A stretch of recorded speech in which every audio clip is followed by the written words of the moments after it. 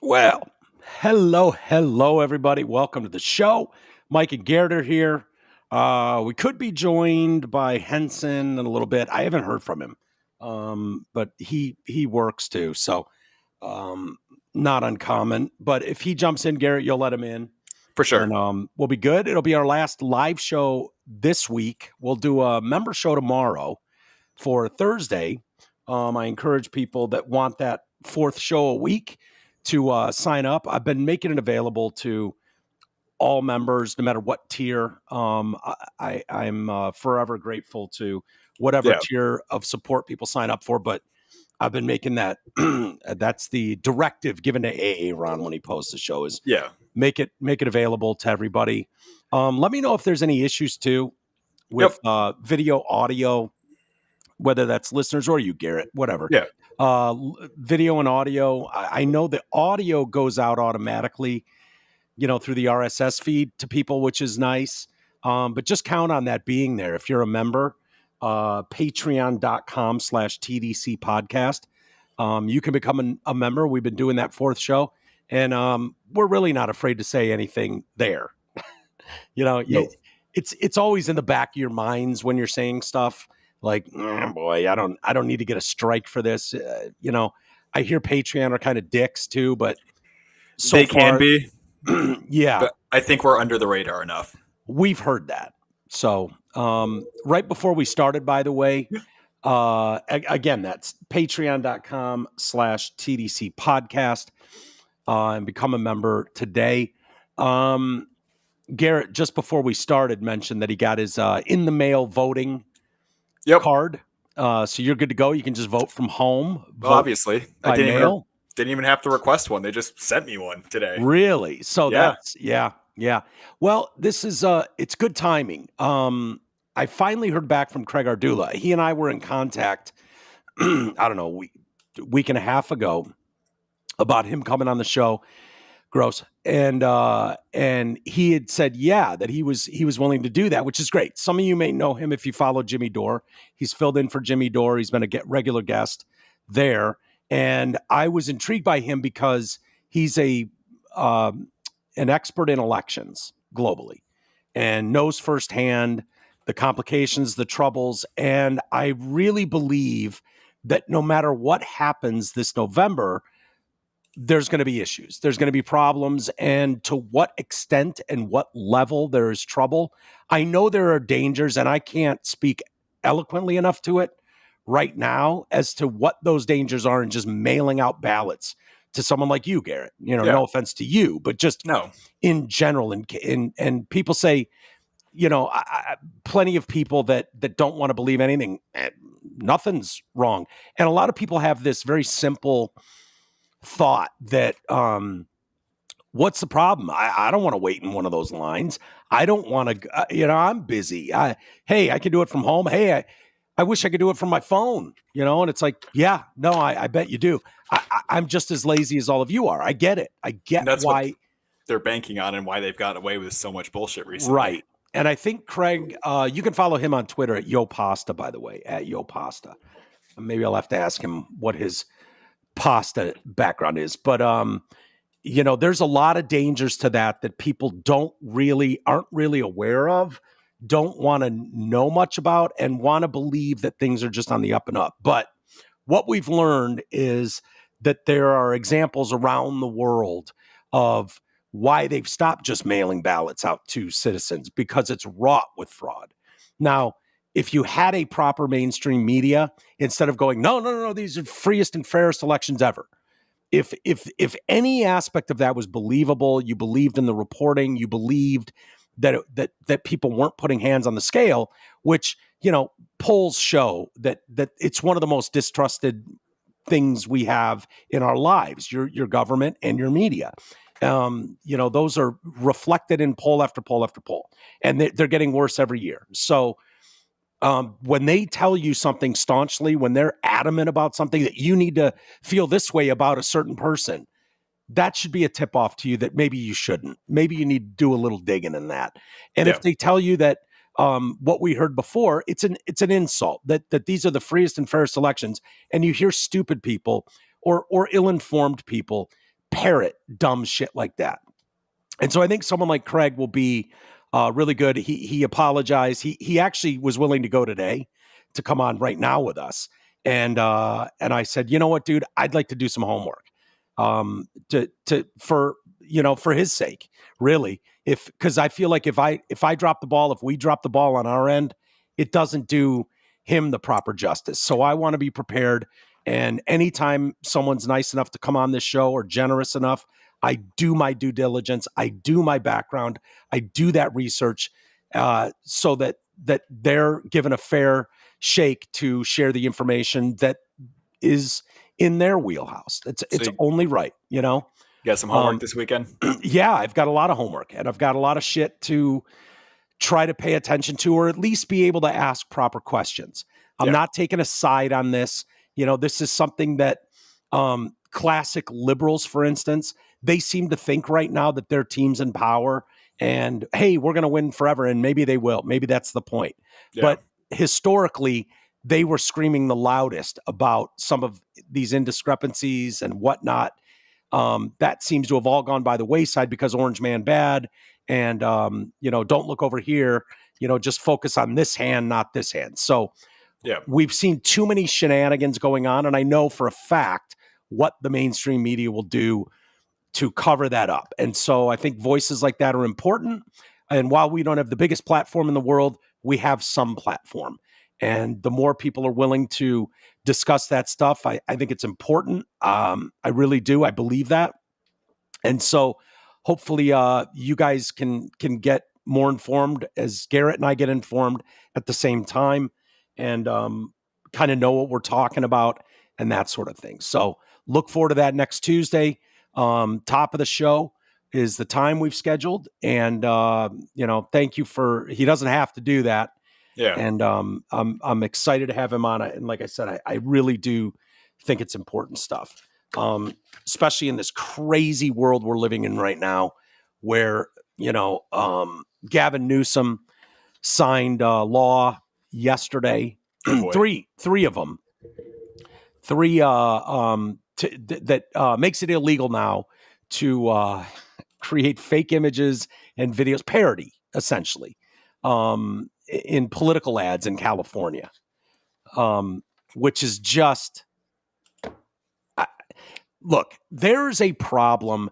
We've talked about it for a long time on this show about how bad this is going to get with artificial intelligence and what it's able to do.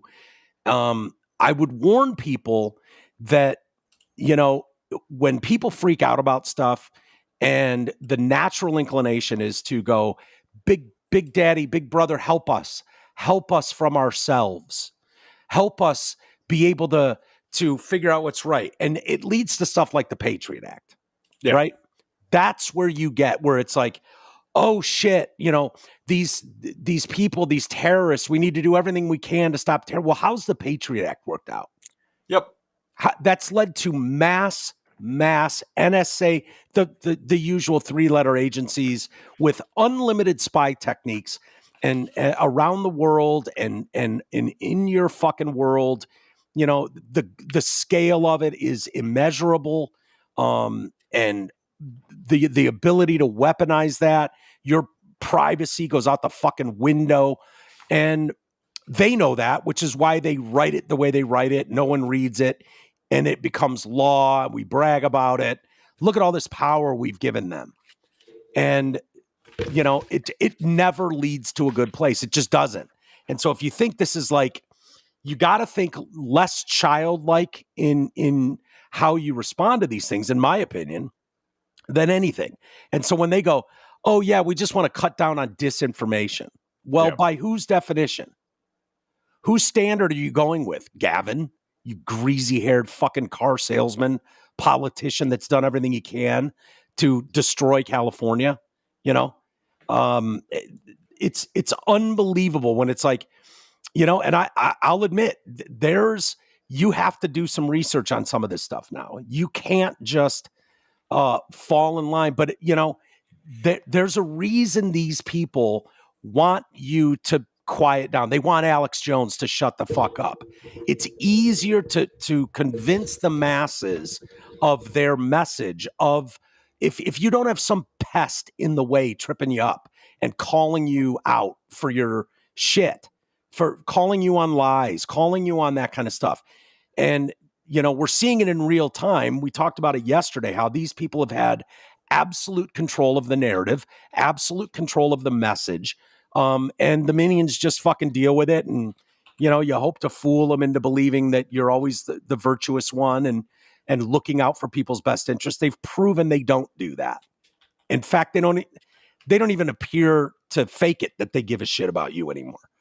So be wary of stuff like Gavin Newsom, a used car salesman with connections that go as high as they can through California politics, through family connections and ties, bragging about this sort of stuff. So this really started, I think, for him with the Mr. Reagan video. I believe that's the one he sent out as an example, which is a parody video. Yeah. It's very obviously a parody too, which is funny. Right. Which shows you the level. There's a big difference between trying to trick people. This is the argument they made against the guy that was making the memes for Hillary Clinton, who's rotting in jail now for his memes, that are so dangerous. As if, I don't know who the dipshit is that thinks they can just text 1, 2, 3 and claim, vote for Hillary. I vote for Hillary and think they voted. That guy shouldn't be voting anyways. Yeah.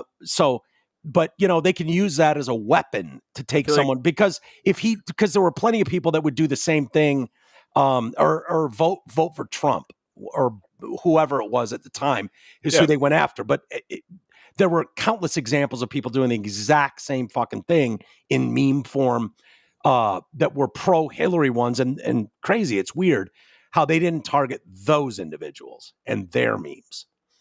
So it tells you everything you need to know. Should we watch the Mr. Reagan? This is the one that Californians can't see now. This is now log, and it takes immediate effect, by the way. This was too spicy for California. Yeah. I, Kamala Harris, and your Democrat candidate for president, because Joe Biden finally exposed his senility at the debate. Thanks, Joe. I was selected because I am the ultimate diversity hire. I'm both a woman and a person of color. So if you criticize anything I say, you're both sexist and racist. I may not know the first thing about running the country, but remember, that's a good thing if you're a deep state puppet. I had 4 years under the tutelage of the ultimate deep state puppet, a wonderful mentor, Joe Biden. Joe taught me rule number 1, carefully hide your total incompetence. I take insignificant things and I discuss them as if they're significant. And I believe that exploring the significance of the insignificant is in itself significant. Talking about the significance of the passage of time, right? The significance of the passage of time. So when you this one isn't even AI. There is great significance to the passage of time, and there is such great significance to the passage of time. Another trick is trying to sound black. I pretend to celebrate Kwanzaa, and in my speeches, I always do my best Barack Obama impression. So hear me when I say, I know Donald Trump's type. And okay, look, maybe my work addressing the root causes of the border crisis were catastrophic, but my knowledge of international politics is truly shocking. The United States shares a very important relationship, which is an alliance with the Republic of North Korea. Yeah, it is an alliance that is strong and enduring. And just remember, when voting this November, it is important to see what can be unburdened by what has been. And by what has been, I mean Joe Biden. You think the country went to over the past 4 years? You ain't seen nothing yet. The cackle at the end's good. I know. There's Mr. Reagan. By the way, I reached out to Mr. Reagan. Don't know if he'll get back to me. That this guy's kind of exploded on the scene. Yeah, it seems so. But I'd love on Twitter alone is 50 million views. Yeah. Good luck burying that, California. But if you know, all it takes is the threat. Really, make one example out of someone, and it deters a lot of the smaller people from even attempting to do something like this. You know, I made a living taking these people down a notch. You know, at what level is it just political? That's just political. Well, if you think about it just a little bit, what if you make one of those parody videos and you take down a celebrity? Well, Taylor Swift was just going after AI because of all the photos of her coming out that were Nude clearly AI, but something. they were all nude and weird sexual stuff. But if you think about it, and people start taking, an actor who is very vocal politically, or a musician, and do the same type of parody with them, and knock them down a peg, kind of point out the inconsistencies or the hypocrisy, and do the same sort of thing. Is that illegal too? Is that illegal if you take someone like Robert De Niro? Say, not the common one I get is Joe Rogan ads that are completely AI Yeah, and fake. Totally fake. He's pushing some product and it's cleverly edited to make it look like this dipshit is an actual guest. Yeah. That happens all the time. Just like boner pills are sold in fucking gas stations, and stupid people buy them and think they work. The desperate, whatever. Being stupid is okay too. But, over the years, we would do these videos and take things down a notch. Take something that's supposed to be a very serious movie, a very emotional, serious movie, and make light of it at the highest level and call it Cliff Notes Theater and cut through the messaging and make it silly in a way. We did it with, I would take Tom Cruise interviews where he's all into himself, and I would spend hours cutting and splicing and come up with a 3-minute video of Tom Cruise sounding like an absolute asshole. Now the technology's gotten a lot better, but it's the same concept. It's the same type of thing. I don't think anyone in Detroit suffered because of the Tom Cruise, he wants to see my hands. He likes my hands. Like those types of things that were edited, where you're kind of taking, it doesn't work if you do it with Bill Mahalski, who works at the local UAW, right? It works on a mass level because these people have much bigger footprints in the world. So everybody knows the joke. It's kind of like an inside joke we're all in on, because we all kind of know Tom Cruise has small hands. Right. And public figures don't have the same protections as normal people. They're public figures, which would be Kamala Harris or Joe Biden or Donald Trump or whatever. They don't have, or Tom Cruise. They don't. So when they go, oh, I'm suing, it's like, yeah, good luck with that, fuckface. Nice try.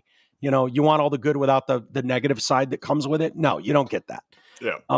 So this can only lead to bad places, even if people believe this is all done in the right way. Because, someone like Matt Orfala, who's a friend of show, has been a guest on this show, he puts together videos, and, they're not parody. They're pointing out the hypocrisy. I thought about calling Matt live on the show, and then I realized that the phone connection I have to hook up is for my old phone, and the new phone has a different thing. So I was just going to blow in a call to Matt and ask him about this one, because this already has generated a shit ton of views. Well, why don't we watch? Elon Musk also retweeted it, so I don't think we're getting a hold of Mr. Reagan.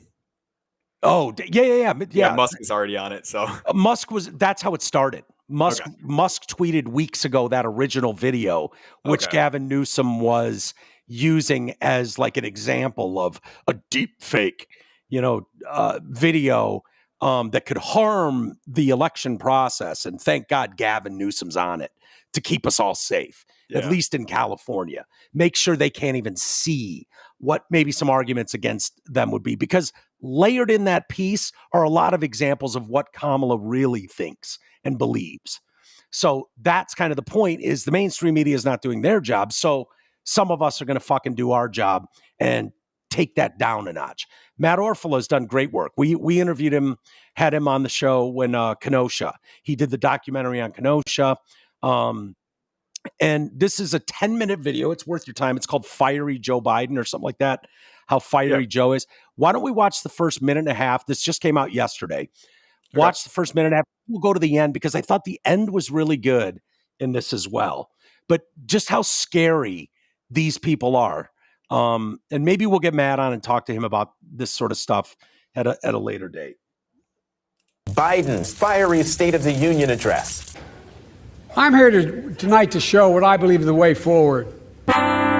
He was absolutely on fire. Joe Biden was on fire. You were on fire. You brought that Irish fire tonight. Fired us all up. Biden was on fire. At the top of his game. He's on fire. Smoking. He's on fire. Robust and clear. Join us tonight is Latoya Beasley. Emboldening others to do what they wish. Big landlords who use antitrust law, who break antitrust laws, make sure everyone has a fair shot. RGTP is up. I believe Roe v. Wade got it right. Guarantee the right to ABF so builders can get federally financing. Federal government over $1 trillion. $1 million. Millions of families can get, they need to go to work watching auto jobs in the future to instigate the collection. Joe Biden's fiery and energetic performance. Fiery and energetic. Fiery and energetic. Energetic and fiery. Energetic and fiery. Fiery, energized. That fiery energy. Biden was energetic and fiery. High energy and fiery. He had that fire in the belly. Right? I mean, he had that fire in the belly. Stamina and the fire in the belly. He clearly has the stamina. He has the stamina and the energy. Energy, the fire in the belly. To show that he has the energy and the fire in the belly to serve another term. To pursue a career of service. And none of us are talking about age this morning because of the fiery performance. Look, people have had a lot of questions about President Biden, whether it's about his age or ability, but I think he put those to rest last night. I think it was fiery. Very fiery. It was forceful. Fiery, forceful and fiery. State of the Union. Forceful. Biden was forceful. Joe Biden forcefully answered the pundits who say he is too old. Anyone who watched that speech saw Biden is strong. His voice was strong. So strong. Very strong. He seemed to get stronger. Like the stronger he is, the stronger he gets. Strong at the beginning, strong in the middle, strong at the end. Strongest speech. Really All right, go to the last minute and a half or so, Garrett. Go to the last minute and a half. I thought this was worth a watch too, and you can go watch this yourself. Follow at Matt Orfala doing God's work out there. Yeah, I love how he it's not like he's purposely going overboard to point out how crazy they are. He's just letting them talk. He's just putting in their own clips and saying like, "Hey, doesn't this sound kind of like a message that was broadcasted out to all of them?" Yeah. Hey, this is how we're thinking today. Owned by 6 fucking billionaires. All these media companies. When you used to have a landscape media that included 50. Now you have 6, and it does seem like the message is getting out there. There you go. Let's try it there. I've been trying it. Back it up a little bit. All right. What's that? It just wants the buffer. Oh, okay. Yep. I'll let you talk for a second while that does that. Yeah. Yeah. It's great stuff. It points this stuff out, and unfortunately, you don't have a media that's doing that, and so it's great to have independent people with the tools to put this stuff out and let people make their own decisions. And I know people will point to, The Daily Show or, the fucker on HBO, and they'll showcase videos that do the same thing. On the other side, a lot fewer of those, by the way. And they'll say stuff like tampon Tim, and it's like, wow, did a memo go out? To me, that one's a little different in that it's a nickname. It's a nickname that this guy came up with that everybody laughed at and then everybody jumped on board. I think that's different than what you're seeing here. At no point ever has Joe Biden looked fiery or energetic. Like you would never use those words to describe Joe Biden giving a speech in the last 5 years. Like that, like you can say, hey, I agree with the message, or Joe's like none of them, all of the same talking heads have the same exact bullet points. It seems weird, almost like a message came out. Do you have, weird. Yeah, weird is a great example, Garrett. Is this ready? Yep. Union address. His fiery State of the Union speech Thursday, Back it up a little further more. boosted by a sizzling February jobs report. Fresh off the fiery State of the Union. Keep going back. This is kind of the ending that I wanted. Okay, go ahead. That's good.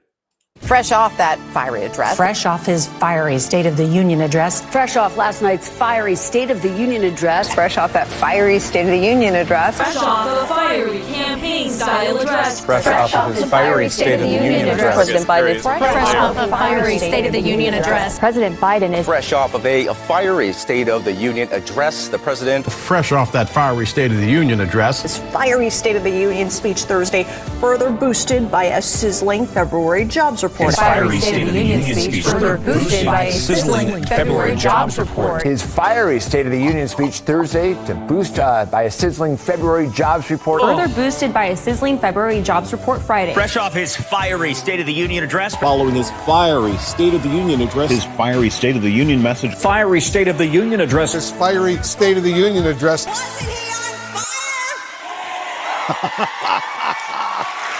Last night in the U.S. Capitol, the same building where our freedoms came under assault on July the 6th. That should be January the 6th. I'm coming directly to you for ask a quick favor. Beautiful video. Whoever made that.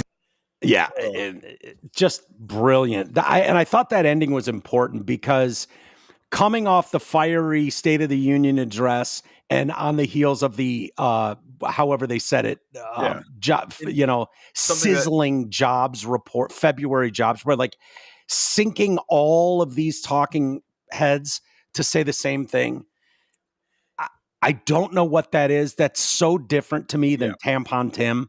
Like everybody jumping on a nickname like that. Something I noticed in this video is that in the Republican side, it's maybe you'll get the nickname or something like that. You'll get a couple name calling here or there. Some talking heads will say the same thing. This was going from local level to politician to national news. This is owned by the same everybody people, on by the board. way.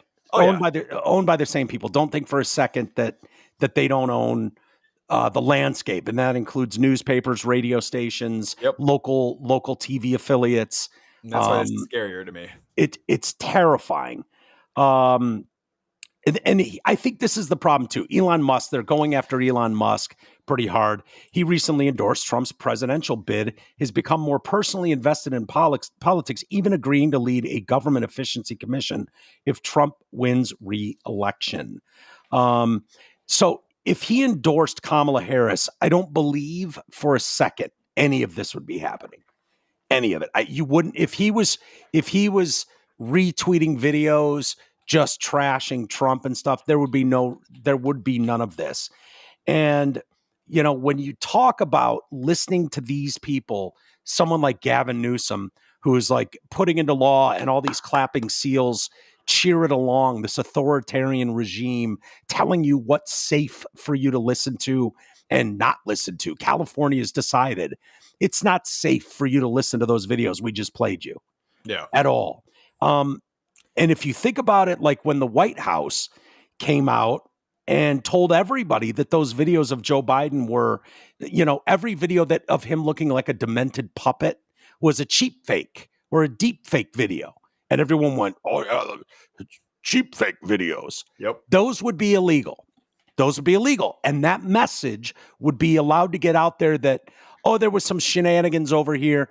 And if you think that's not true, every one of those fucking people and every one of your libtard fucking idiot friends believed that and parroted that. I heard them all. I watched them all on tweeting and Facebook.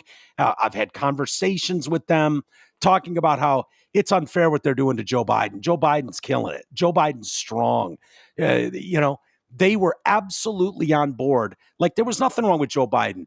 And a lot of them believed it to the point that it took a fucking debate for people to go, oh shit, what is this?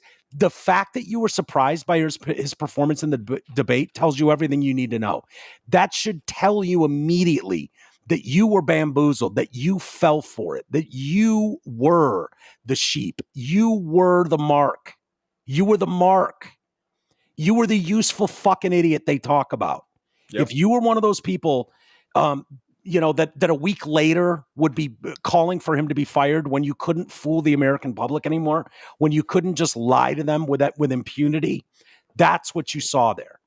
And so be careful with this sort of thing, with this. Oh yeah, thank God Gavin Newsom's here to protect Californians. By the way, California doesn't have the right to attack the First Amendment. My guess is, California doesn't have that right. So I don't know, because they've already attacked the second one so heavily that they have a thing in gun culture called Cali mags, which are magazines purposely stamped at, I think 10 rounds, that you can't go any further than that. Well, doesn't mean they're not going to push it, and they're not going to try to force through with, the super majority they've enjoyed for 60 fucking years in a state like that. Like they don't give a shit about the Constitution, no matter how many times they tell you they do. They don't. They don't at all. It's in their way. It's in the way of what they view as progress. It just is.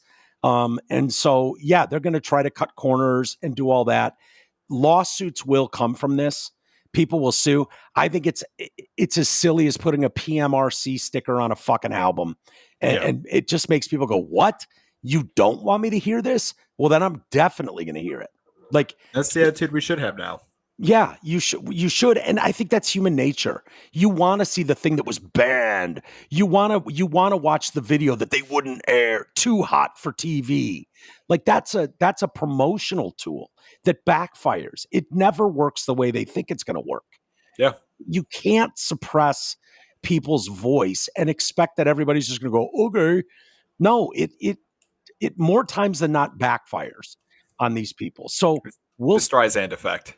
Streisand effect is a great fucking example. Great example. That's what happens. You bring light to something that was just kind of under the radar, and now it gets talked about a lot more. It gets shared more. It's more dangerous.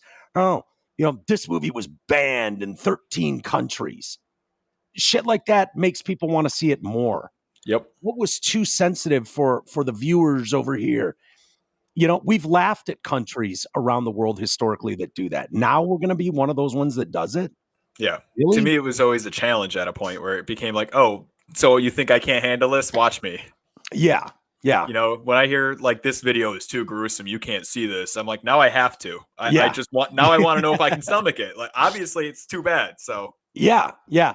Those ones I avoid, but that's my choice. But I understand the effect it's going to have on most people. I usually am like, yo, no, that was fucked up, and that should not be available. But I want to see it because you told me not to. Right. But if you think that's so dangerous, the one Matt Orfalea put out, or the ones Mr. Reagan is producing, I mean, it's silly. It's silly.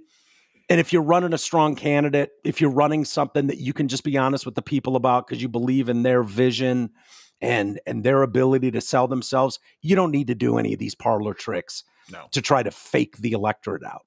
You don't. Those parlor tricks, you saw where they got Joe Biden. We'll see where it goes. I'd love to talk to Mr. Reagan. Like I said, I don't know if he'll get back to me, but I did put in the order for that. I was reading an article out of one of your magazines, Garrett. Ooh, a queer one? Yeah, one? from GLAAD. Are you a fan of GLAAD, by the way? Oh, totally. No, I'm not. I've never read a GLAAD magazine, to be honest. No? Hold on, I'm trying to fix my mic. I told you I'm the worst gay. I don't really participate in the culture as much as I should. I know you are a shitty homo. You really are. It's shameful what you do to your people. Sorry. You're marginalized people. I know. Do you know what GLAAD stands for? Oh, something gay, lesbian, alliance, something. Yeah, close. Not bad. I almost got it. I forgot what D was. Dick. You forgot an A too. Oh, gay and A's. Lesbian. Asexual. Assholes, anuses, and dicks. Yeah, let's go with that. Ass, anus, Pork group. dick. Is that what it is? Yep. No, it's actually the Gay and Lesbian Alliance Against Defamation.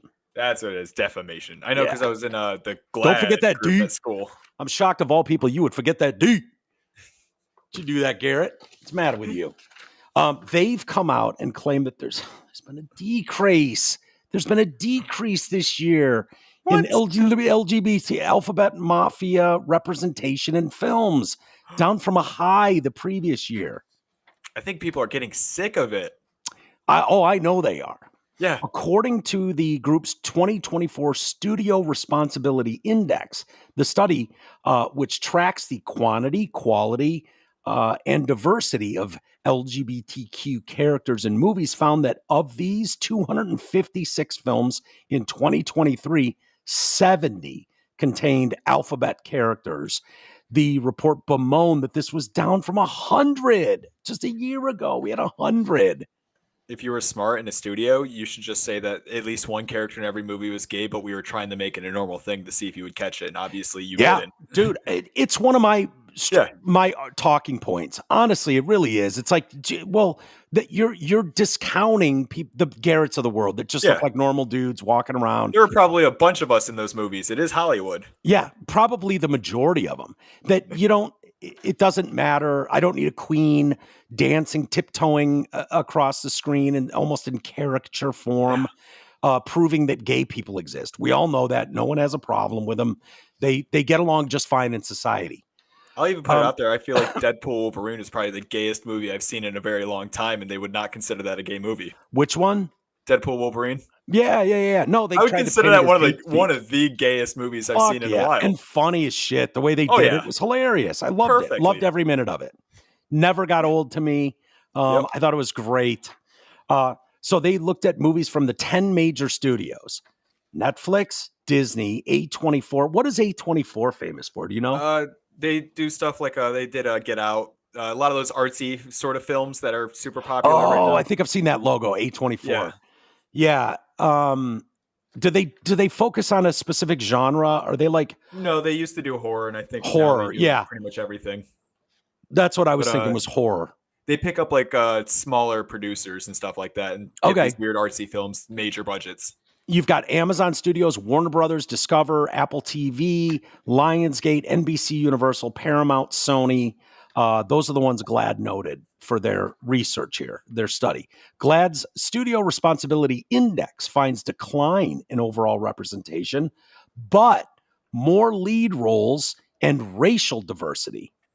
They're not going to be until it's like, can we have a male cocksucker in a lead, please? They want to see sucking dicks on screen. They want to see hot man on man action as much as I do. That's what they want. The report analyzed how each of these studios did representing the LGBTQ community, and the results are pretty shocking. GLAAD gave most insufficient, or fair but insufficient. Those are the ratings. Like, your movie doesn't pass. Proving once again, it's never enough. You'll never satisfy these people. It's never fucking enough. Yeah. Speaking of not being able to pass, Betsy, I need you to shave your beard. Yeah, there you go. For example, Walt Disney, who it said produced 14 inclusive films out of 37, was given insufficient.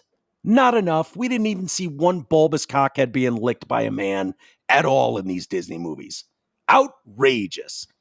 So they get an insufficient, not good enough for them. In one section, they bemoan the fact that there's not enough gay characters in kids' entertainment. That's the last spot there should be gay characters. Just make them fucking characters. Yeah, and I don't, for the record, I don't want kids in like straight relationships. It's not like a gay straight thing. I don't want to see kids doing things, you know? No, not at all. I mean, and you look like you're, grooming children. If you're putting them in a bunch of rainbow flags and goofy outfits to fit your narrative, it just seems forced. It just does. For all I know, Marshall's going to grow up to absolutely coddle cock. Love it. I'll love him just the same. I don't give a shit. But at this point, he's into Minecraft and he's into fucking, whatever he's into. And he wears those t-shirts. He's not supporting a team like straight sex only or gay sex is love. Like, no, he's fucking 9. He's a 9-year-old boy. The other kids too. With the Minecraft mic, it's a stepping stone. Oh, shit. I'm going to tell the warden. Yep. Stepping stone. There's not enough. No offense to the Asians. There's not enough LGBTQ. Like, there's hardly any trans kids in kids' entertainment. So GLAAD's outraged by this. The overall lack of representation in kids and family genre is disappointing. Fail. Last year, GLAAD called for more representation in this area, and rather than stepping up, studios told even fewer LGBT stories in kids and family films. So are they requesting like characters or full stories that have to be gay stories? I think yeah. And if it was just like sprinkled in family stories, that wouldn't be enough. That would be a fail as well. That would be like, better, not good enough. We need to see 2 little boys making out or 2 little girls making out. So it can't just be, a group of friends and one of them happens to like dick. Right. No, it's a start, but it's not good enough. Okay. It's insufficient is what they would probably deem that. Until you have a couple toddlers making out, same-sex toddlers making out together. Maybe that would be what GLAAD would be looking for. When I think of Disney movies, I think of, making out. Yeah, that's what I think of too, a lot. Earlier this year, the Where We Are on TV report from GLAAD noted that 468 gay characters, LGBT characters, appeared on TV shows compared to 596 the previous year. It found that 36% of those characters would not be returning for the upcoming season. I wonder why. Well, also, it doesn't really occur to these people that TV is like a dying medium right now. Nobody has cable is watching network TV. Yeah, and one thing I've noticed, I think this is the way they do it. They take really popular characters and they kill them off. Yeah, that's really popular to do, to take your main. Now, there are some shows that do that for that shock value. Like, holy fuck, it was shocking when Walking Dead in the early days would kill off really popular characters, but that was the point. That it was like intentional in doing that. Just when you get attached to someone, they kill them off. When you're talking about representation in TV and film, they obviously weren't resonating with people. And so executive decisions are made all the time on characters returning to shows. That happens with straight characters too, by the way. I don't know if you know this, Garrett. That's quite common. So GLAAD reported 39 LGBT regulars on 64 primetime series, representing a decrease of 44%. 44% is a big number. 31 characters instead of 39 is what they really mean, compared to the previous year. However, this reduction could be partly due to fewer primetime shows across the spectrum. On cable, they noted 77 characters, a 45% drop from last year. 77 will be further reduced next year, as 38 will leave due to canceled shows or characters dying or being written off.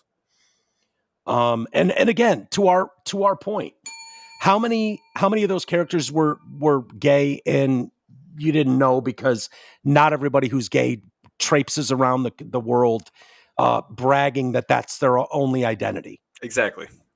They're in a real pickle there, is what they are, because you can't virtue signal the Garretts of the world. Yeah. There's no virtue there that you can pull off from that. All of this article gets even funnier when I just looked it up real quick. As of 2024, according to the Gallup poll, only 7.6% of the U.S. population is gay identifying of any kind, lesbian, gay, transsexual. So one could argue that they're severely overrepresented throughout the landscape. I would assume we've already got way too much play. Yeah. No, TV's taught me it's a joke. Most people won't tweet about it or Facebook about it, but they will talk about it. Even your fucking lefty, dearest leftist friends will joke about it behind the scenes, that there's no such thing as just a white guy and a white girl in a marriage on a TV commercial. Yeah, I think it's illegal. If you gave us 10% of characters and things, it would already be way too much overrepresentation. Yeah, of course it would. But that's not the point. But I mean, look at a TV commercial, find a white couple in it, for instance. Yeah. Like, they don't exist. It's hilarious. It's to the point that you notice it. It's so drastic. I was just going to say, I saw a Chevy ad, and as soon as I saw a white couple, I jumped out of my chair and screamed. I was like, oh shit, white people. It's shocking. It stands out of the screen. It's like putting something in neon. It stands out like, holy fuck. How did they get away with this? And look, my sister married a Chinese feller. Like, that's common all over. But to act like that's the only thing you can put in a commercial now is a black guy with a white woman, or vice versa, or it's just funny. It's like, okay, we've noticed what you're doing. We get it. And it's funny because the people who I find are most pissed off about it are also in like mixed race relationships. What's that? What the is people who I often talk to who are pissed out about this the most, like, are often in mixed race relationships. Yeah. There's always a joke, just a little joke on the internet for a while that says, never ask a white supremacist the race of his partner. Because when you're on the internet talking shit, usually if you find out who the guy's girlfriend is, it's a Hispanic or something. Yeah. Oh, that's funny. I'm not familiar with the gay humor these days out there, Garrett. I appreciate you keeping me abreast of this. Despite recent decreases, representation has definitely increased since the first Studio Responsibility Index that came out in 2013, and to the shock of nobody. At that time, 14 films out of 101 contained characters identified as lesbian, gay, or bisexual. So that would be 14%. Well, at that point in American culture, we were at 3.6% gay, lesbian identifying people. Out. So I would say that it was probably closer to what the number is now. There's no doubt. 2013, I don't think too many gay people were scared to be out, but it was still a thing. I already did my little day of silence tape over the mouth thing at that point. It was awesome. Very productive. Totally popular. Thank you. Yeah, very, very my productive. part. I was very proud of you. Brave. You were very brave my part at that point. By the way, there were no films, not one, with a trans character that year. Terrible. What about TV shows? I would say this, Glad, because you know better than everybody. You know better than film executives. You know better than talent or content creators. You know what's best for everybody. Why don't you take a page out of Matt Walsh's book and go produce your own film, go produce your own TV shows? Daily Wire essentially said, fuck this. You know what? We're starting our own. God damn it. If this is the way they're going to do this and pretend this is normal, we're going to do our own. To smashing success. What is a woman? I Am Racist are getting glowing feedback from viewers. Those are popular, generating millions and millions of dollars. Why doesn't Glad go make their fucking dream kids show with nothing but kids blowing each other and little girls scissoring together? I don't know what their goal is, but why don't they go produce that and see if the audience exists for their shows? Go put your money where your mouth is, Glad. Don't just sit on the sidelines and bitch about what everybody else is doing, because percentage-wise, you're overrepresented, period. Yeah. Well, Sony just did that with their Concords game, and that flopped immediately and got shut down in a week. Which is why they don't do it, because they fucking know the reality. You can force and push all you want, but at the end of the day, a lot of people are turned off by it. They just are. They can feel the forced nature in the storytelling. They can feel that you're shoving something on them they didn't ask for, and people don't tend to gravitate towards that. So, they know the answer to that question already, Glad, because you're a giant fucking, organization. I don't know what good you're doing in the world these days. Maybe you could make the argument 30 years ago, Glad was important. Maybe Mothers Against Drunk Driving meant something 30 years ago that they don't now. So that, again, the cause becomes the business, becomes the, the thing. The racket. Yep, becomes the racket. So Glad certainly has the backing, the funding, the voice to go produce whatever you want. Go do it. If you think that's what the American public is clamoring for, then go produce your super, smash hits. And you know what? I'll be fair with them. If they produce incredible storytelling, the folks at Glad, and overrepresent the shit out of their community, because they think it's a target that hasn't been hit, that there's a hole here that needs to be filled, and they fill it with really great content. I will watch it. I will. I won't just go, ooh, gay people, turn it off. No. Are you capable of putting together something that resonates by and large with the people? If you are, then great. Go do it. Yeah. No, and I've said historically, if you just, it's the same with their DEI problem. It's if you just give us the best story, the best thing, it doesn't matter what the characters are at that point. Your character just has to be well written. I mean, Brokeback Mountain was a critical success, crazy selling, whatever movie. Yeah. For a reason, because it was good actors doing good acting. It was a gay movie. Right. What was the other one that had the trans character that fucking blew up because it wasn't known when the movie first came out, and the guy took his pants down, he had his cock out. It was 25 years ago or something, but Ace Ventura. Ace Ventura. I mean, come on, that technically had a trans character. Nicholas Einhorn. Big time. I think that's super transphobic, that movie. Yeah, obviously. Super. I think that's the way it's billed now, is like one of the most transphobic movies ever. Yeah. What year was this movie? Late 90s, mid 90s. Fuck. People are screaming right now because they know exactly what I'm talking about. Here we go. I'm just going to start at 91. Yeah. Soap Dish, The Crying Game, Just Like Crying a Woman. Game. Crying Game. There it is. Holy shit. You got it on the second one? Quick. Was that 1992. 92. Yeah, The Crying Game. Crying Game was a big movie and it freaked people out. It had a trans character in it. Buffalo Bill. Wasn't Bill? Yeah. Wasn't he trans? Cross-dresser, I'd say. Yeah. And a dick tucker. He was a tucker. Yeah. Well, they do that too sometimes. Yeah. Put the lotion on the skin. Yeah. Yeah. Silence of the Lambs, right? Yep. That's what his movie was. I was reading Matt Walsh's article today about why critics are running scared from my movie. Thought it was pretty interesting. You can look at the audience score on Rotten Tomatoes, where we're sitting at 99% rating verified fresh. That means 99% of people who actually watched the movie, the verified audience, liked it. But if you really want to know how effective the film is, there's an even better, much simpler option. You can just take a look at what professional mainstream movie critics are saying about the film. You go to websites like Time, The New Yorker, The IndieWire, Rolling Stone, New York Times, AP. Head over to their movie review section and search for Am I Racist? What you'll find is absolutely nothing. None of these outlets have said a word about the film. In fact, as of today, there's not a single mainstream movie critic who has reviewed Am I Racist 2 days after the opening weekend. Not one. Yeah. Am I Racist is the only top 5 box office film that hasn't had a single mainstream critic review it by the end of its opening weekend. I am not aware of a single other case of this happening ever. To get a sense of how unusual this is, consider a couple other movies that also debuted this weekend, like The Killer's Game.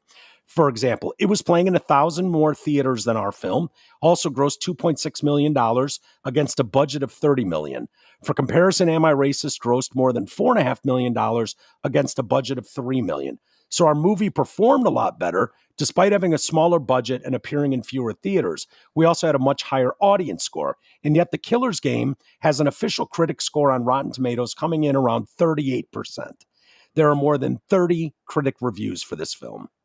The film called My Old Ass, and he says, which is not about Biden, also came out September 13th. It was only in 7 theaters this weekend. As part of a limited release, it made $170,000, so it didn't even rank in the box office top 10 this weekend. But it has an official Rotten Tomatoes critic score as well, with more than 85 critic reviews happening. Yeah, we'd be getting panned by every, we'd be getting panned by every mainstream outlet. They've done that. Did I miss a sentence? If Am I Racist were a bad film, if we didn't succeed in doing what we set out to do, then this wouldn't be happening. We'd be getting panned by every mainstream outlet.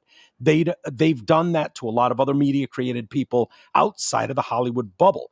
As I outlined last night on Twitter, we did receive a handful of reactions from independent critics who we sent screeners out to for the film back in mid-August. And many of the responses for these critics strongly suggested that the mere presence of the screener in their inbox had triggered a full-on mental breakdown. One critic wrote, "You'd have to strap me to a chair like Malcolm McDowell to get me to watch this thing." Another said, "Ooh, take me off this list." Those were responses I remember reading at the time of What is a Woman? Same types of things. Yep. They were appalled that a screener showed up in their boxes for this. As for more mainstream outlets, some of them did indicate some potential interest in writing a review. One was Variety, which actually wrote a pretty fair article covering our film's expansion into 1,500 theaters about a week ago. They still have not reviewed the film, though. Rolling Stone was one of the first outlets to request a screener all the way back in July. They still haven't published a review either, which is too bad because I was really looking forward to their take. Yeah. The Del Oro Theater / Prime Cinemas in California posted this message on September 12th. This is a paragraph that belongs in a museum of cowardice. It should be a monument to left-wing censorship to show to future generations how desperately the left seeks to censor anything, even a film. Due to the strong reactions from our community for and against the film and concerns for the well-being of our staff, we will not be playing the film Am I Racist as originally intended. Please know that this was not our intention to cause such division by playing this film. We noticed that many of the theaters in the Sacramento area were booked to play this film, and quite frankly, this reaction caught us off guard. Shouldn't have. I was going to say, I'm more afraid of getting Batman opening night than I am of a race riot. Yeah, me too. I would be very much afraid of that. The safety of our staff is our number one priority. Yeah, I bet your staff was under absolute threat of physical violence if you just aired like this. Every other theater in the U.S. that aired the movie. Right. That's had so many problems with it. Please accept our apologies. Left-wing activists are bullying theaters into dropping our film. This theater just issued an apology. So there's the usual vague claim that people's safety is in danger if they screen a film that left-wing activists don't like. And in this context, it's a pretty ironic claim if you've seen the film. I won't spoil anything, but suffice to say, this is such a stock complaint of insane left-wing activists that it found its way into a prominent scene towards the beginning of our movie. And as usual, it doesn't stand up to any scrutiny. It's a laugh line because of how melodramatic and neurotic the claim is. No one on the right is threatening anyone because of this film. This film does not endanger anyone's safety. What they're really suggesting is that theater in Northern California, what they're really suggesting in that theater in Northern California, if that statement means anything at all, is that left-wing activists might get violent if the film is shown. That's the implicit statement that they're making, whether they believe it or not. They're furious because a documentary that allows the foremost fake experts in DEI to speak at length without any unfair editing whatsoever. And they're enraged by this conceit for a few reasons. One of them is that the modern left is intellectually bankrupt. They can't defend any of their nonsense with an actual argument, so they have to resort to threats and hysteria. The other reason they're mad is that right now we are insurgents in the movie industry. The left believes that it owns the entire art form of film. I've even gotten comments calling me a grifter for making this movie. But after the success of Am I Racist, it's clear that whether these critics and publications want to hide from it or not, competition has finally arrived. There's Honestly, your answer, Glad. I was going to say, fuck those people, by the way, for calling him a grifter when they were the ones for the last 10, 20 years have been yelling, well, you don't like it, build your own. We built our own, and now it's winning. Yeah, exactly. Duh. Oh, and also, fuck Glad. They said there were no movies featuring trans people in 2013. I've got 3 right here. And one of them is Dallas Buyers Club, which had a trans person played by Jared Leto. Yeah, that's right. Another one is called 52 Tuesdays, which is literally a whole movie about a teenage girl dealing with a parent transitioning. Really? Okay, interesting. And the other one's just Adult World. I've never really heard of it, but so is this fake news? Yeah, should this be banned as fake news from Glad? Ban them. They can't speak. Ban them. Don't want to hear from them. They're publishing. They're no publishing fake news. Hilarious. Yeah. Yeah, if I would have thought about that a little bit, I would have come up and thought, that doesn't seem right. Because I was already on a list of movies with trans people for the last 50 years. Yeah. Well, art likes to push envelopes. Yeah. Art likes to think that, Yeah, the first movie on the list. Idea that you wouldn't have something that's not mainstream in a movie, it's why Murderers work. Yeah. The first one on the movie list was called Glenn or Gladys, I think. And I took off the page, but it was literally a movie about a guy who cross-dressed and went outside at a time when it was illegal to cross-dress outside. Gotcha. That's the whole film. What year was that? 1953. Yeah. Cool. So art always pushes the envelope. Moving on to other things, I read an article from someone from Springfield, Ohio, written about his hometown. Resident, and I thought it was an interesting take. And I think this is not to beat a dead horse, but I think this is the real story there. It's it's not about eating cats and dogs, like we've talked about. That gets all the headlines. It's a stupid fucking way for a dummy to talk about something that is something that I think the vast majority of regular, normal people would agree with. That nobody here asked for this. What the fuck are you doing? How does this help Americans, which is basically your only job in the federal government? Explain how this is helping us. You picking up shit from around the world and dumping it in our lap. How is that helping us? And then when these people complain that there's an issue, let's ignore that because an idiot fucking went on and went, they're eating your dogs and cats. Like, it fucking sucks that gets all the light, all the, No, I did read a good tweet about that though today that kind of made some sense. And it was this guy, Aaron McIntyre, said the Springfield effect is what he's calling it. And I think it's a good name for it, but it has two separate advantageous outcomes. One is forcing an investigation into the impact of mass migration and the degree of which it's subsidized by the government. And two is the worst people are all revealing their unbridled contempt for the average Americans. Yeah. Oh, yeah. Yeah. I mean it when I say that's what they mean by MAGA. Yep. It's not that's exactly who they're talking about. They're talking about Springfield, Ohio Americans. That's what they mean. They're talking about Cleveland, Ohio. They're talking about Westland, Michigan. They mean not the most advanced Americans with degrees in the suburbs. No, they mean what some might call white trash, rednecks. Those are the ones they have the contempt for. The ones who go up and get up and go do a dirty job in the morning. Exactly. And why wouldn't you want to bring cheap labor forces in? Go ahead, go bring a bunch of Haitians in who don't speak the language, but will do a job for $6 an hour. Yeah. Let them, who gives a shit about those fucking gross, poorly educated white people throughout Virginia? Fuck them. Yeah. That's what they mean by MAGA. Residents of Springfield didn't expect that their community would be tossed into the center of one of the most consequential elections in American history. They also didn't expect the town of 58,000 to receive as many as 20,000 migrants in just a few short years, ushering in a shift that's left many feeling like foreigners in their own home.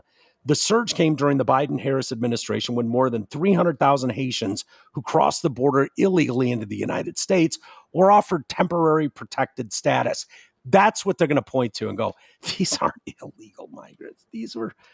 They were granted, by this administration. Yeah.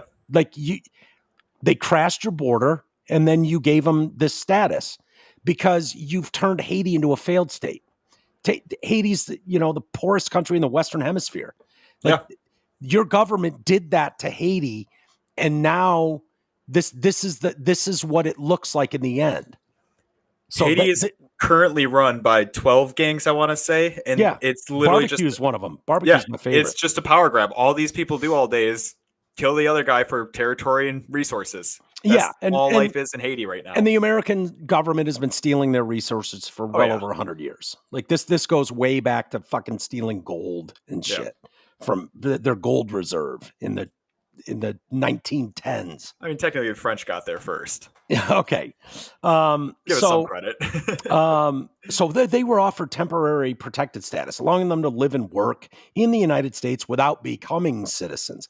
The people of Springfield were never asked if they wanted this influx and voted overwhelmingly for Trump in 2016 and in 2020. But now the migrant surge is here. Many are eager to tell their stories. You walk into a store, you feel like your language isn't the predominant language anymore. It's kind of weird, one lifelong resident said over a cup of tea. If you're willing to go to a new place, you need to invest your efforts into learning that and becoming acclimated and accustomed to it as well. But it isn't just the cultural differences that have him on edge. There's no section of this town that I feel safe in. I don't even like my wife to shop here. We try to go grocery shopping in other cities. We're hearing that a lot from some of these guerrilla journalists that a lot of these people are driving miles and miles away from Springfield to shop there where they feel safe. In the 10 years in this neighborhood, it's very nice. We never had any break-ins, nothing like that. Just a couple of weeks ago, we had our first break-in. A family car was broken into. Police haven't found the person responsible.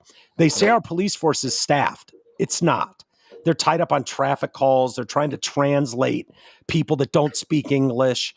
I would like to see the election go in favor of Trump this year, and I would like to see deportations.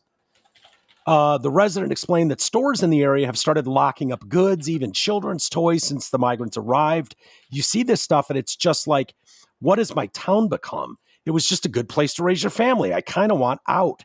Figures collected by the FBI show that there was a drastic increase in reported crimes in the city beginning in 2020. The data does not account for the immigration status of alleged perpetrators. It does display a steadily declining crime rate before the massive influx of migrants, though, which came soon as they started arriving in town, boom, shot up through the roof. So you can deduce what that means. Maybe all the people that were residents of Springfield for decades, maybe they all just turned into criminals overnight. Yeah. And I suppose that's possible too. It's even more sickening too when they're like, well, our police are staffed. You're talking about a police who is staffed to take care of a town of 50,000 people that just had 20,000 dropped on top of them. Right. Exactly. Impossible. That's an impossibility. It's not possible. And think about what the interactions were. Think about if every time you and I had a conversation, we didn't speak the same language. Yeah. Think about how exhausting and how much longer that process would take. I deal with it a lot at work. I get it. Yeah. It's you avoid those conversations at all cost. You just do. We give people discounts because we can't understand, to the point where I feel like, and this isn't me to be erased or anything, but I feel like some of the foreign business owners that we deal with, right? Yeah, they purposely ham it up. They take advantage of it. Like, oh, I don't know what you're saying. I don't know. Like, they get frustrating to a point where you're like, dude, just fucking take a discount. Get out of my store, please. Yeah. Glenda Bailey, she's 64. She's active in her local Republican Party and supports Trump, in part because she too wants the migrants to be deported. He'll make them self-deport when he cuts off their benefits. They can make the same journey back as they took here. You're hearing a lot of that stuff. Yeah. You know, like I said, not the most eloquent thing to say, but imagine if your town where you grew up in that isn't, Northern California, isn't Nantucket. Yeah. Imagine if they dump these people on you and, it'd piss you off. It doesn't take but one or two things being off from the norm to throw things into a frenzy. Yeah. It makes people turn on people. It makes them, if you get cut off by one in traffic, it's like, motherfucker. And what you're feeling is, we got enough assholes around here. We didn't need to add your assholes. When people go, well, they commit less crimes than actual Americans, which is bullshit. But even when they say that, it's like, yeah, well, it should be fucking zero. How about that? Yeah. How about that? And the worst part is this, I've heard some people on the left like, why don't they just get out then? How are you going to fucking sell a house in that place now? Yeah, good luck. These people have no money to start with. That's why they dropped the Haitians on them, because they knew these people weren't going to do anything about it. They couldn't. Yeah, they can't. Driving around the city, Bailey ran into familiar faces and stopped with other Springfielders discussing the sudden changes that the city has had to grapple with. She doesn't foresee the migrant surge slowing down and warns each person she talks with that the population could continue to spike in the city, the Haitian population, until they become the majority of Springfield, eventually outnumbering those whose families built the town and pay the taxes to keep it afloat. Well, so there's your replacement theory. I know I'm horrible racist for saying something like that, but it almost feels planned.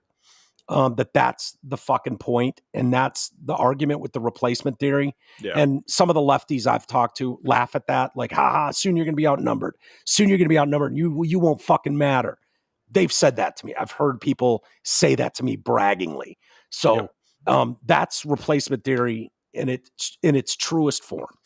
She also pointed out houses and apartment buildings that have since been rented out to Haitians, who she says sometimes live with whole families packed into a single room, making the arrangement a boon for landlords. Yep, we've seen that everywhere. Bailey worries that resources intended for Americans are being diverted to Haitians. They're getting the food stamps. They're getting free medical. They're getting help with legal services, interpretation services. Anything they need, they're getting, and we're the ones paying for it. Haitians are coming from a whole different country, a third world country, and they're just getting cash assistance. They're getting food stamps. It's ridiculous because we're not thinking about our citizens first, especially in our hometown. The diversion of resources to migrants adds insult to injury. I'm homeless right now, but the Haitians have all the housing. It's not fair. And they take food away from people like me that really need it. Tabitha Elliott lamented, walking back from a soup kitchen that offers meals every Thursday. It's absolutely insane. They cut in front of you. They take all the clothes, if there's any clothes up there. Elliott has reason to be frustrated. The volunteer-run Christian soup kitchen a block away is on the verge of being unable to meet the demands for assistance. We started out in 2017 feeding about 30 to 40 people a week. Now we're over 300. If that number keeps multiplying, we'll be out of business. The worst part is these politicians that are making these decisions don't give a shit about these Haitians at all. No. They don't, and the other shitty thing of this isn't the Haitian people's fault. They're poorer than you are. They have less than you have. They're victims too. So hating on them doesn't do any good. You can't have enough contempt for the people that have caused this problem. This is the end result. But if you think they care actually about no matter what their fucking lips are yapping about, if you think for a second they give a shit about any of these Haitian migrants, you'd be wrong. And I'll just tell you, how do they fucking treat you as poor American citizens? Do they care about you in any way? Do they even try to fake that anymore? No. So you're expected to believe that they couldn't give a shit less about you, yet they really care about these Haitian migrants? Does that sound right? Does that sound fair? And that's something I think is falling apart with their story right now. Why Springfield's getting so much mainstream press is because it's kind of the first time where you got black, white, everyone coming together. They're not even going against the Haitians. They're coming together to fight their own government in that town. Right.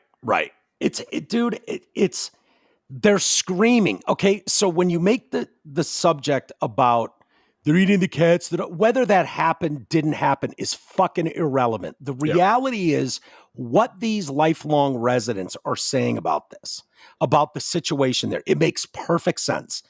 They're screaming, we don't have the infrastructure. We don't have the support system.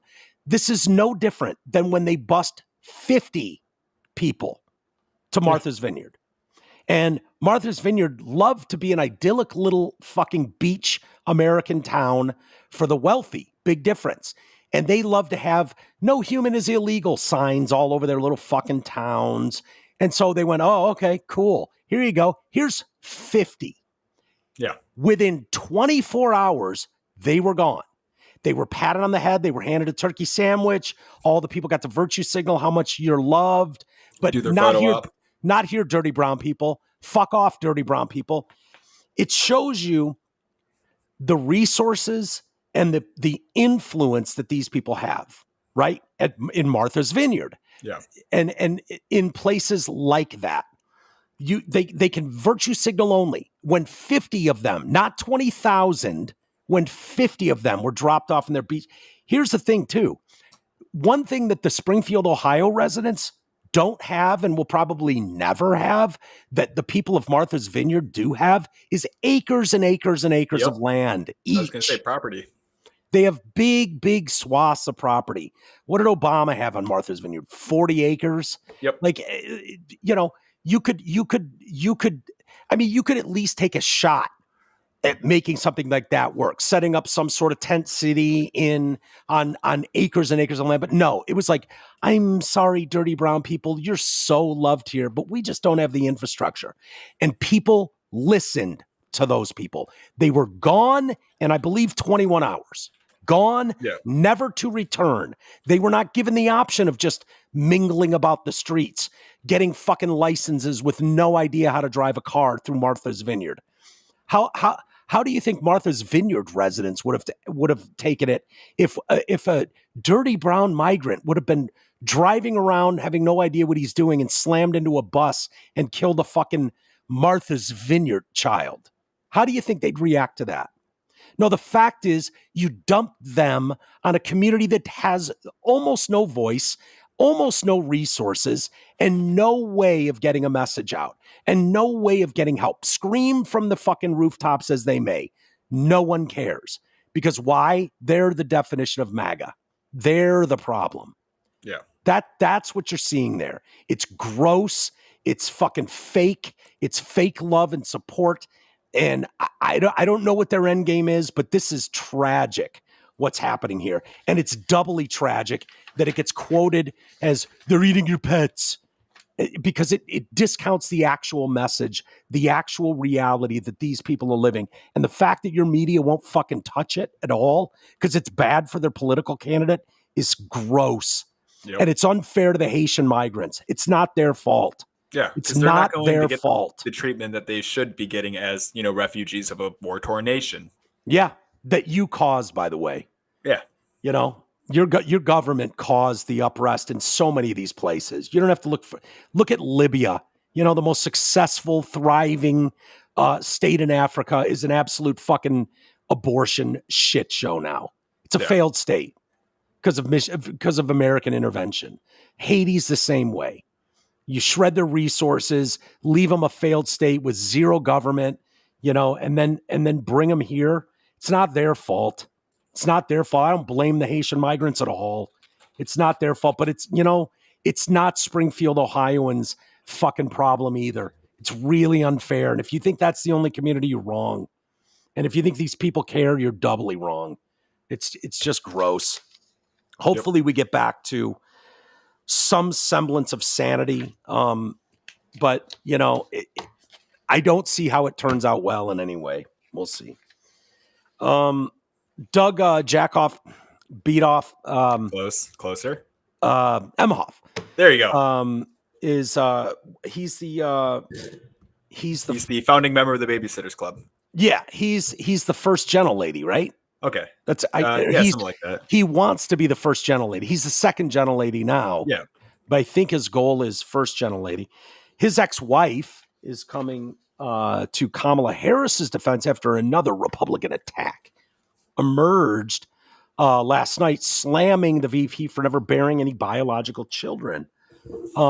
Kirsten Emhoff has 2 children with the second gentle lady and slammed Sarah Huckabee Sanders. So she's got 2 kids with Doug Beatoff, the second gentle lady. She almost has a third. Would that be a stepchild? Half child. Half child. Maybe. Yeah. Or step. It'd be a half sister to the sibling step, I guess. Yeah, that's a weird one. It's weird that they're calling her Doug's ex-wife. Well, I don't remember. Do you remember the reason they got divorced? No, because wasn't their marriage stronger than ever after he cheated on her with the babysitter? I know that's true. That's a fact, obviously. So it had to have been way after that. Oh, wait. Was he the one that fucked the babysitter, came in her, and then... Yeah. I think that's him. Like you said, that strengthened their relationship, which I that's what he was saying. I'll say it till I'm blue in the face. Yeah. That I would love to know how that happened, because there's a lot of people in troubled marriages that go through these sort of things where, I'm not saying everybody fucks the babysitter and comes in her, but like Doug did, but lots of people cheat on their spouses. And it's like, if we can get past and have a stronger relationship now, I'd love to know how that was done. I don't know why, but it's weird. The media didn't ask a follow-up to that. Like, how did you accomplish that, Mr. Beatoff, Jackoff, Emhoff? How did you guys, or Mrs. Beatoff, Jackoff, Emhoff, how did you guys get a stronger relationship out of that, where he fucked the babysitter and came in her and knocked her up? Because it's weird how that works. The other thing that's unclear about that story, it's unclear, and I've read this in multiple reports. It's unclear what happened to that baby, and / pregnancy. It's unclear. Yeah. So, it's your job as a journalist to go, because you're standing next to the first gentle lady, or Mrs. First Gentle Lady, the ex Mrs. First Gentle Lady. Kirsten, what do you know what happened? Or you could ask the babysitter, or leave her out of it, but you could ask Doug Beatoff, Emhoff, Jackoff. You could ask him, like, hey, by the way, just out of curiosity, remember when you fucked the babysitter years ago and came in her and she got pregnant? What ended up happening with that baby? Well, according to the most recent report I can find here, Naylor did not keep the baby. A close friend with direct knowledge of the affair and pregnancy told the Daily Mail. Yeah. It's unclear what that friend meant, though. Yes, it's unclear. Did not keep the baby. You'll notice that it's unclear in all the things. See, here's where it's actually pretty clear. Here's where it's crystal clear, as a matter of fact. Because if that story ended with, yeah, Doug fucked the babysitter, came in her, she got pregnant, we carried the baby to term, and then we gave the baby to a loving home. That story is great. What an amazing story. Since that story's not being told and raved at, the American public isn't told how amazing that and beautiful that story is of resilience and strength coming together to do what's best for a child that played no part in this. Instead of having that story, no, they vacuumed it out of her vagine is what they did. Yeah. The easy route. And there's no shame in that. I would do the same thing probably. I'd be like, ugh, get that fucking thing out of there. I'm not taking sides on this at all. But that's what that means. So when they say it's unclear what happened to the baby, means that it's crystal fucking clear. And if you journalists were doing your job, that would be a fair question to go, hey, by the way, what happened to the babysitter's baby? Or at the very least, treat it like Trump and say, Trump got an abortion. Yeah. Like a headline everywhere. Yeah, yeah. You could ask the first gentle lady or second gentle lady that question. That would be fair. So yeah, going back to Kirsten, I didn't mean to get off on a tangent there. Sorry about that. Yeah. She was going off on Sarah Huckabee Sanders that so Sarah said, beat off Emhoff has often publicly praised Harris for excelling in a role as stepmom to their children, Cole and Ella, stepchildren. Hilarious. You're talking about a 30-year-old and a 25-year-old. She came into their world when she was in her teens, when they were in their teens. You didn't raise a couple toddlers. Give me a break. My stepdad right now openly jokes because my brother, when my parents got married, we were 19 and I'm 25, right? At the time. Right. Yeah. It was like, he always jokes like, I got kids on easy mode. They're already out of the fucking house. When you have teenagers, they're not, it's just a joke, but whatever. Okay. They're your stepkids. Great. You're some sort of influence on that. Fine. That's fine. But if you didn't know any better, it would paint the picture like she took these infants in and raised them through it's like, just stop. Just stop. She played parent on easy mode. They were already out of the house. Yeah, exactly. The hard days are over at that point. Cole and Ella keep us inspired to make the world a better place. She posted on X. I do it through storytelling. Kamala Harris has spent her entire career working for the people, all families. That keeps you pretty humble. So Sarah, let's see, the most important job I have, so Sarah said this on a Michigan stage yesterday. Okay. The most important job I have, the greatest title I have, is that of being a mom. My kids serve as a permanent reminder of everything that is at stake in the country. Not only do my kids serve as a permanent reminder of what is important, they keep me humble. My kids keep me humble. Unfortunately, Kamala Harris doesn't have anything keeping her humble. So Harris doesn't have any biological children of her own, couple step kids. They refer to as Mamala. And again, showing up when they're teenagers is not quite the same as being their mommy. Yeah. Sorry. Anyway, yeah. Harris and Doug beat off Emhoff. There you go. Married in 2014 when Cole and Ella were teenagers after they met on a blind date in 2013. Again, that's weird. I thought he was married with kids. How did they? Oh, yeah, he fucked the babysitter. Yep. That's right. Yeah. I keep forgetting that part. He strengthened his relationship. Right. By so we the got to babies. refer to that end. Yeah. I keep forgetting that part. I just keep forgetting that part. Hey, we mentioned yesterday Kevin Smart and his restaurant, the vegan restaurant's going out of business. Idea. It's crazy how these vegan restaurants just poof. It seems like there's, the rich entitled elites keep thinking this is something the American public is clamoring for, yet once again, they explode in their face. But that doesn't mean other restaurants don't survive and thrive through pandemics, through, you can throw whatever excuse you want in there. And, but when you do a good job with your restaurant, you have food, quality food that people want to eat, they'll go there. Like our fine folks at the Deer Lake Athletic Club. They offer full gym fitness classes, 3 pools, swim lessons, tennis, pickleball, and more. They've also got the backcourt restaurant inside the Deer Lake Athletic Club. Weekly specials like Taco Tuesday. Who doesn't love a good Taco Tuesday? It's my favorite. Kids meals for just $5 on Thursdays. Live entertainment on Fridays. And their newest Sippin' Saturdays featuring half-off wine and appetizers. Call them today, 248-625-8686 for more info. That's 248-625-8686. Stop in at 6167 White Lake Road in Clarkston or visit their website, deerlakeathletic.com. And I think I fucked that up. I think they sent me a new read. He sent me a new read. Let's see if there's anything else in here I should mention. Any fun events coming up? Is Taco Tuesday gone? Taco Tuesday's still there. Kids meals for $5 is still there on Thursdays. Had me worried. Live entertainment on Thursdays, on Fridays and Saturdays. There we go. And now we're open on Sundays at 10 a.m. for breakfast and football all day, tackle ball all day. Book your holiday party before December 1st in our banquet center for a special offer. 248-625-8686 for more information. DeerLakeAthleticClub.com.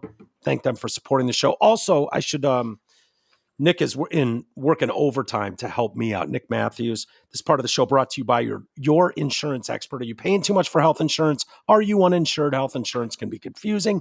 Nick Matthews from Your Insurance Expert is an expert in health insurance, life insurance, and Medicare supplements, so you don't have to be. Call Nick Matthews at 248-914-1173, 248-914-1173. Longtime supporter of the show, both these guys, and we appreciate them very, very much. And hopefully you'll join us tomorrow for a members exclusive show, patreon.com/TDC Podcast. Become a member. We do a 4th show a week that is exclusive to our favorite listeners, the members. Spicy show. Yeah. By the way, I don't want to go. I know we've only got a minute or two left, but is Israel detonating another set of fucking bombs? They're not just hitting pagers now, too. I've been seeing that they're putting them in radios and walkie-talkies, thumbprint systems. Yeah. They're I don't know on how it. I feel about this story. I gotta be honest with you. It's I'm neutral. It's like the positive is that's fucking creative and good on them, and it's really, really funny to see how many things that we thought were our allies getting blown up right now. Like, oh shit, that was it. That was Hezbollah. Yeah, that's been cool. The downside is the amount of civilians that have also been hit by this who had nothing to do with of course. That part I'm really pissed about. Yeah, and I think that outweighs it a little bit for me, where I'm gonna have to go. This is not the best operation, but also very creative. So Israel reportedly conducted a second wave of mass precision bombings against Hezbollah, the terrorist organization, detonating thousands of walkie-talkies used by the groups. And like you said, thumbprint, ID stuff. And yesterday it was the pagers, which people were sending me memes of. I saw one with a pager with the message just said 72 virgins.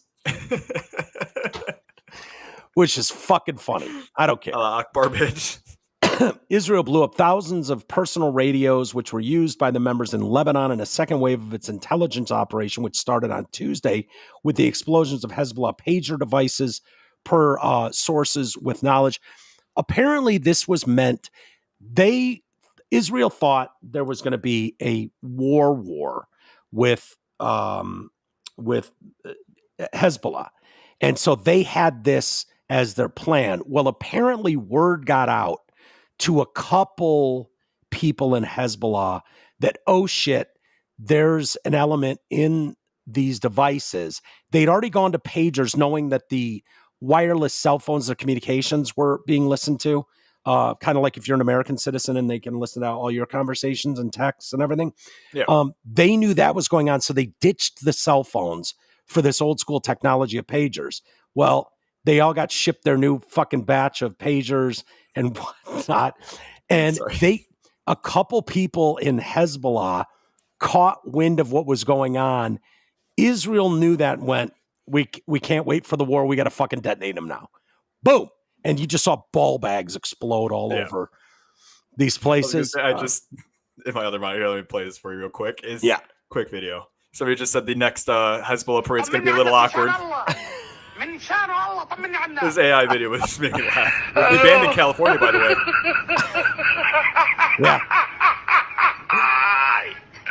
Yeah. Well, look, I don't have a dog in this fight. We have not done many stories on this. We haven't talked about it because I don't know enough about it. I don't want to talk about stuff that I know less than nothing about. I'm not going to pretend to know. I know the basics that started a year ago. Okay, that's the extent of my research or interest. There are other people that are interested in it. What's that? I'm a little in on it. I bet you are, and that's fine. That's fine. I know when Hezbollah attacked and killed fucking 1,200, 1,600, whatever it was, civilians at a rave or concert in Israel, the Israel leaders were clear.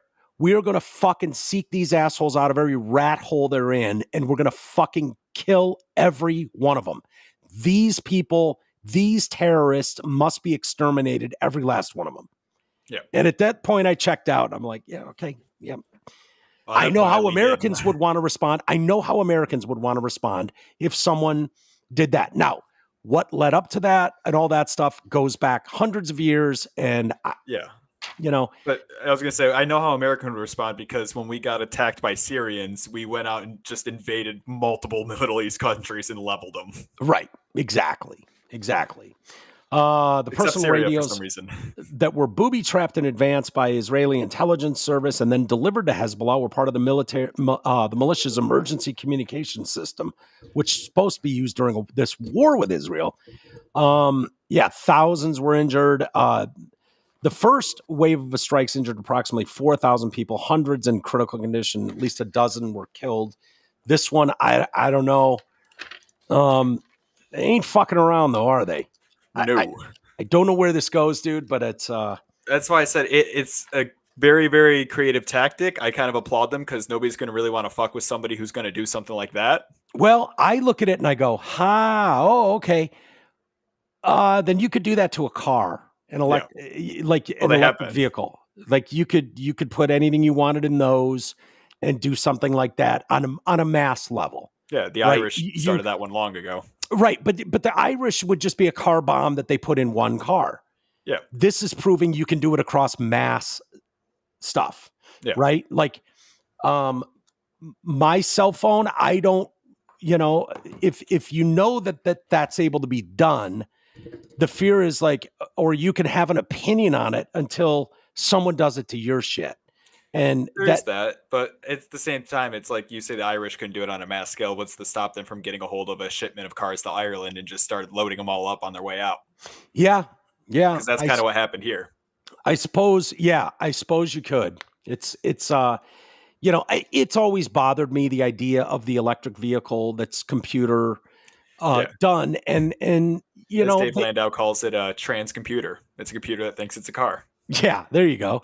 And the ability to just shut them off, or if you're making a good all-American run from the cops, and they can just push a button and turn your car off, and you're like, wah, wah. That's probably safer and smarter. But fuck Where's you, the man. fun in that? Where's the There's American no fun in spirit? it. Yeah, I mean, I've seen movies too. Dukes of Hazzard is a I want to staple Dukes in of our Hazzard house. it. I mean, come on, I'm just a good old boy. Yeah, I want to have some fun too, and you're able to just turn everything off. I mean, that seems like you're cheating. All right, hey guys, let's see here. Legos. Hey guys, send in a couple pictures of my Legos. Two of my favorite things: Vespas and Friends. There is a picture of. I want to do that Vespa one. That's pretty cool. If anyone's thinking about getting me some for Christmas, there you go, Vespa Lego. I didn't know it was blue. I thought they had red ones. Maybe they have multicolor ones. How am I the gay one on this show? What's that? How am I the gay one on the show? Exactly. I know. Moped Legos, and I'm like, bro, I got guns behind me. I know. I think it has to do with like an ability to put a dickhead in your mouth. Like, I think it's as simple as that. It's straight up. That's the threshold for gay. It doesn't matter who you are. If you can get the dick in your mouth, you're gay. Exactly. I play with toddlers' toys, and you line your walls with guns. I also play with toddlers' toys, though. I can't. Yeah. I was painting Hot Wheels cars yesterday. That's my fucking hobby now. Doing what? Painting Hot Wheels cars. Seriously? Oh yeah. Did you get the magnifying glass thing out with the No, mini I just brush? got the paints. I'm sitting here just getting in there. All right, I want to see your work. I'm going to judge it All because I paint rocks from time to time. See, so it's not that weird. So yeah, the Friends set I've done that Friends set. Not crazy about those. They're fun. They're cool. I just don't think the finished product looks as good as some sets, but that's pretty sweet. I went to see Am I Racist last night. Matt Walsh's humor is in the awkwardness, and sometimes it hits immediately. Other times it's a little slower to build. There were a few belly laughs and a few things that make you cringe, i.e. the money that these DEI activists demanded before they would consider speaking to someone who wants to learn about their internal racism and systemic oppression. Yeah. I bet it's grossish. I can't wait to see it. Real Americans do not care about the color of other people. This movie makes it apparent that people like Robin DiAngelo are here for the grift. All in all, I'd give it a thumbs up. I live just outside of Portland, and we went to an AMC in the burbs. It was showing on 2 screens. One was the traditional seating. The other was the more living room style with tables, cushy chairs, and a fake fireplace. I'm not sure if anyone was seeing it at the traditional screen, but we were the only 2 in the movie parlor seating theater. It was a Tuesday, so that might have had something to do with the lack of people, but I cannot imagine that they are showing this movie at 2 screens 3 times a day if it wasn't making some money, especially in an area like the Metro Portland. The most appalling part to me was the $7.50 for an icy and $10 for popcorn. Yeah, I would agree. Love you guys, Terry. Thank you, Terry. And that's female Terry with an I. There you go. Right? I was about to say the Vespa thing. I was like, gay. Nope, Terry's cool then. Never mind. Yeah. Terry's all good. No, I love Terry. Thank you, Terry. That's a good fair review of the movie. That's all you're looking for, people. And I don't know, a Tuesday being in the theater, having few people in there. Yeah. I went on an off night to see originally Deadpool and Wolverine. And while there were more than 2 people in there, it wasn't crazy busy. Yeah. But it was probably on 10 screens anyways. The fact that you're right. The fact that it's on multiple screens in a Portland theater says that they're selling tickets. Yeah. No, it's probably an off time. I've seen movies on opening week. If you just go in the middle of the week on a little off hour, you can always catch a theater by yourself. Yeah. And I like doing that. Yep. My favorite time. Yeah. Get right off work, straight to the theater. Sure. Let's see. Underground Lines. This is from Ted. Mike, I don't like calling bullshit on people when I'm no expert. However, Gary's reasoning on why underground lines have problems seems flawed. He said the lines in the air are subject to better cooling. This makes little sense. You dig down a couple feet, the earth is quite cool, at least in the summer. 100% true. I meant to say that when I read the email. Like, wait a minute. The summer is when most of us use the most electricity, mainly for AC. So in the hottest part of the year, when we're using the most electricity, creating the most heat in the lines, and the ground is much cooler than the air we need.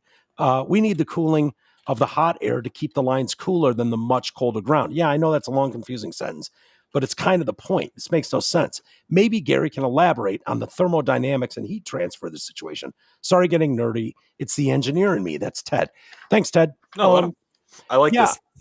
Yeah. And that was a giant run-on sentence in there. It was confusing to me. I'm sure it was confusing to all of you as well. But also, Gary, I'm sorry to call you out here and pile on with I'm just kind of looking it up on the side. Underground cables require less maintenance compared to overhead lines. Once they're installed, they're protected from environmental factors such as wind, ice, and UV radiation, which can degrade the overhead line components. Yeah, however, trees falling on them. Yep. But to Gary's point, however, if a fault occurs in an underground cable, locating and repairing it can be challenging and time-consuming. Yeah, it makes sense. But he did say that the ones underground would be more subject to environmental problems. Is that what it was? That yeah. I'm trying to remember. Well, he said they were gonna maintenance on them would be impossible. I was like, oh, right. Seems to see they need a lot less maintenance because they're not exposed to everything.